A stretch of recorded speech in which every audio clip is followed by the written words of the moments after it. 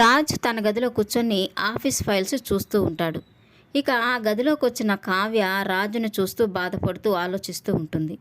ఇక తనని చూసిన రాజ్ అయితే, ఏంటి కళావతి, ఏం ఆలోచిస్తున్నావు అని అంటూ ఉంటాడు.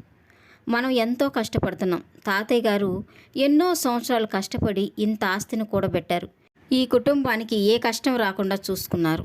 ఎవరో చేసిన మోసానికి తాతయ్య గారు కష్టపడి సంపాదించిన ఆస్తిని మనం ఇవ్వాల్సి వస్తుంది అని బాధపడుతూ ఉంటుంది. ఇక రాజు కూడా, అవును కళావతి, తాతయ్య గారి కష్టాన్ని నేను కళ్ళారా చూశాను. ఈరోజు ఎవరో చేసిన మోసానికి బ్యాంకు వాళ్ళు మన ఆస్తిని జప్తు చేస్తామంటున్నారు. ఈ పరిస్థితి నుంచి మనం ఎలా బయటపడాలో అర్థం కావడం లేదు కళావతి అని రాజు కావ్యతో చెప్తూ బాధపడుతూ ఉంటాడు. ఇక ఇంతలో శృతి కావ్యకి ఫోన్ చేస్తూ ఉంటుంది. మేడం, మన స్టాల్ రెడీ అయింది, మీరు ఒకసారి చెక్ చేసి కరెక్షన్స్ ఏమన్నా ఉన్నాయో చూడండి అని చెప్తూ ఉంటుంది. ఇక కావ్య అలాగేనని చెప్పి తనకి ఫోన్ పెట్టేసి ఫోన్ చూస్తూ ఉంటుంది. ఇక కావ్య ఫోన్కి ఒక వీడియో వస్తుంది. ఇక ఆ వీడియోలో సామంత్ ఎవరితో ఫోన్లో మాట్లాడుతున్నట్టుగా కనిపిస్తూ ఉంటుంది.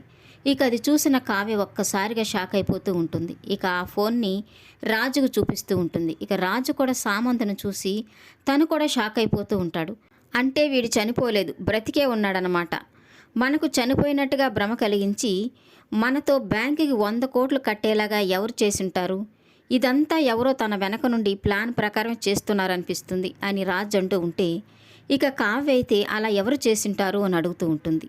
ఎవరో ప్లాన్ ప్రకారమే చేసి మనల్ని ఇరికిచ్చారు. ఈ ప్లాన్ వెనక ఎవరున్నారో మనం కనిపెట్టాలి అని రాజు కావ్యతో చెప్తూ ఉంటాడు. ఈ వీడియో నచ్చినట్లయితే లైక్ చేయండి, సబ్స్క్రైబ్ చేయండి. Thank you for watching.